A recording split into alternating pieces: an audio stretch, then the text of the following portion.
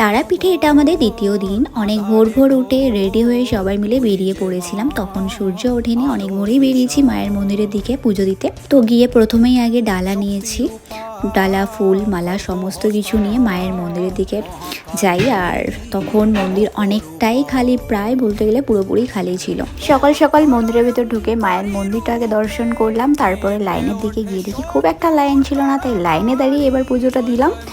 তো বেশিক্ষণ লাইনে দাঁড়াতে হয়নি, পুজো দেওয়া কমপ্লিট হয়ে গেছে। মন্দিরের ভিতরে তো ক্যামেরা অ্যালাউ নেই, সবাই জানে। তো তারপরে পুজো দেওয়া কমপ্লিট হয়ে যাওয়ার পরে আশেপাশটা ঘুরে দেখছিলাম, শ্মশানের দিকে গিয়েছিলাম একটু। শুনেছি তারাপীঠের শ্মশানে যে 3টে তাল গাছ রয়েছে, এর কোনো গভীর রহস্য আছে যেটা আমার জানা নেই। কেউ কি জানো তাহলে কমেন্টে জানিও। সকালবেলা একটু চা খেয়ে নিয়েছিলাম, তারপরে কেনাকাটা শুরু করেছিলাম। ঘোরাঘুরি করতে করতে কেনাকাটাটাও করে ফেলেছি।